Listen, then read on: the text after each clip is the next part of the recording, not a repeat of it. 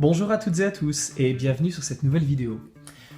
Nous allons continuer dans cette vidéo à étudier les arcanes majeures, donc si vous n'avez pas vu les premières vidéos, je vous explique très rapidement le principe. Nous voyons pour chaque carte la signification de ce qu'elle vit, premièrement, et de ce qu'elle fait, deuxièmement, c'est-à-dire dans l'expérience, les émotions, la vie intérieure, et dans l'action, dans les choses qui sont faites, dans le pragmatique. Et le concret. Et pour chaque, pour le vécu et pour l'action, nous allons voir l'aspect positif et l'aspect négatif. Nous avons vu le battleur et la papesse, nous voyons donc à présent la carte numéro 3, l'impératrice.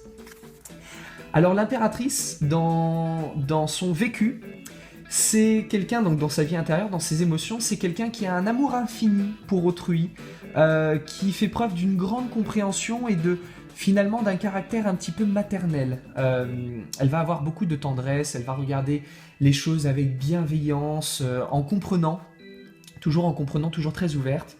Tandis qu'en négatif, elle sera un personnage extrêmement sur la défensive, toujours avec la peur, la crainte du danger. C'est quelqu'un qui va voir toujours les choses avec le verre à moitié vide plutôt qu'à moitié plein, en se disant oui mais, sa phrase c'est oui mais, constamment. Dans son action, positivement, ça sera quelqu'un qui va protéger autrui, qui va aider les autres à grandir, qui va s'occuper des jeunes pousses pour les aider, voilà, à essayer de se développer, de déployer les ailes en grand et de pouvoir prendre son envol. C'est un côté un peu maternel. Tandis qu'en négatif, ça va être à peu près la même chose, mais en excès, c'est-à-dire qu'elle va au contraire être étouffante, surprotectrice.